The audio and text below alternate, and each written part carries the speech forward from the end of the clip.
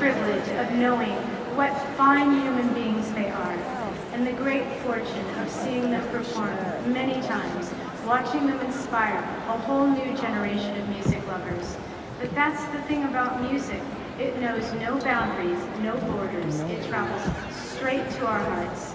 I listen to the Zombies every day on those same palm-blind streets of my youth because, quite honestly, I crave, I need a little dose of their particular sonic alchemy, and it never fails to touch me, inspire me, excite and dazzle me, to make me feel less alone, to lift me when I'm down, and even when their music moves me with its poignancy to tears, it reminds me of what it is to be alive, to be human, and of the power of song and music to connect us all.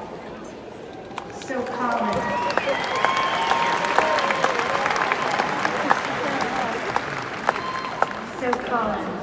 Rod, Chris, Hugh, and Paul, thank you for the music and the inspiration. This will be your year. It took a long time to come. That's right. It's my great honor, a highlight of my life, to induct the Zombies into the rock and roll.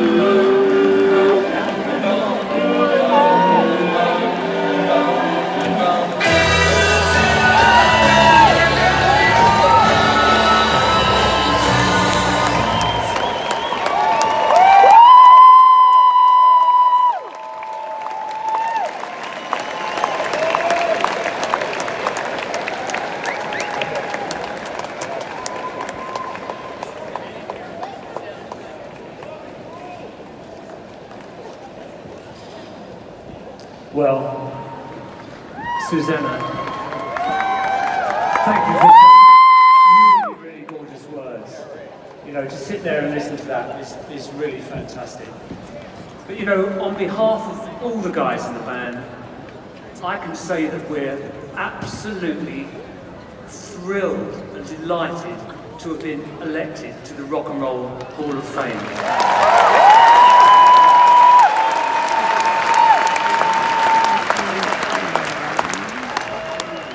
To be honest, it's felt honour enough to have been nominated 4 times in the last 5 years.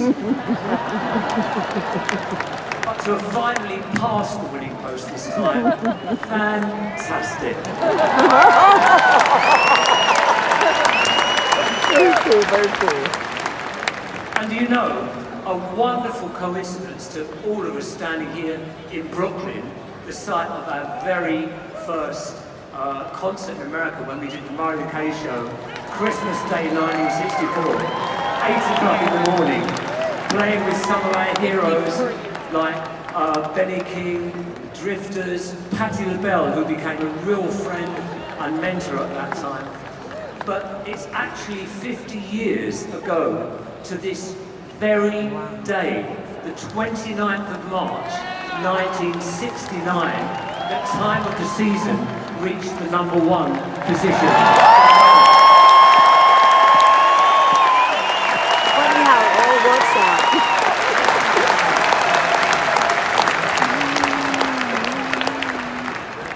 When I actually received the phone call, I couldn't help my mind racing back to one magical day in 1956 that's always remained vivid in my memory, when my cousin, 4 years older than me, played me 2.5 minutes of music which changed my life.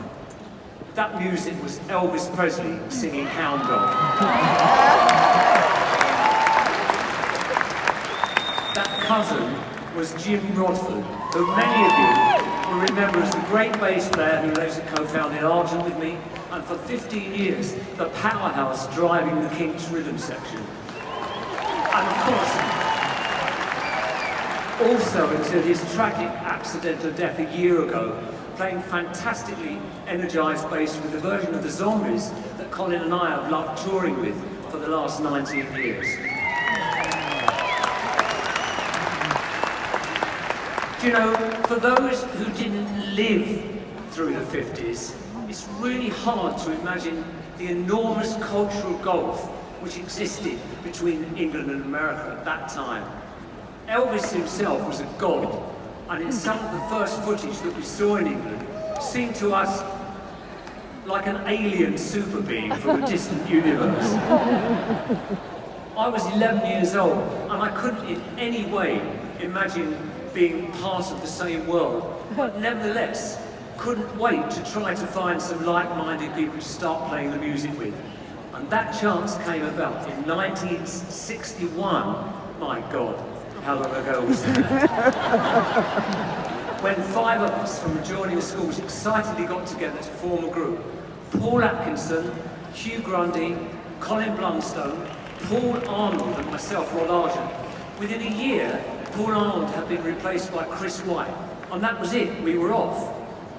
These early years were something of a dream.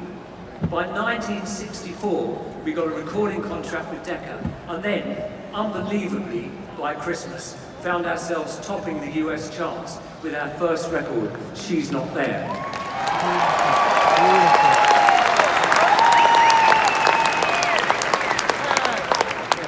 This magic land, which only 8 years before had seemed so unimaginably remote and unconquerable, and even more unbelievably, something we didn't find out until many years later, Elvis actually had our records on his jukebox. I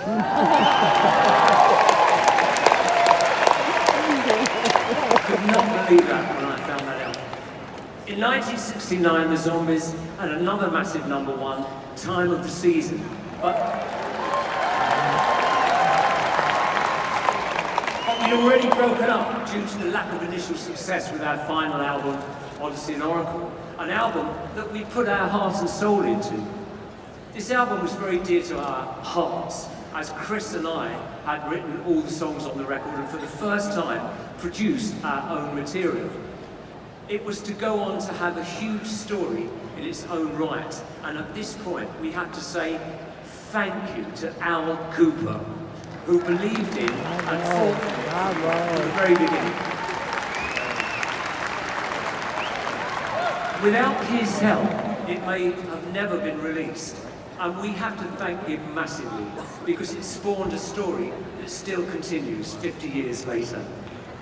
It's been quite inspiring to us how many people have championed us from that moment on. Iconic artists like the dear late Tom Petty, like... Thank you, Tom. God bless you. Like Paul Weller, who's been such a fantastic friend to us and to the album.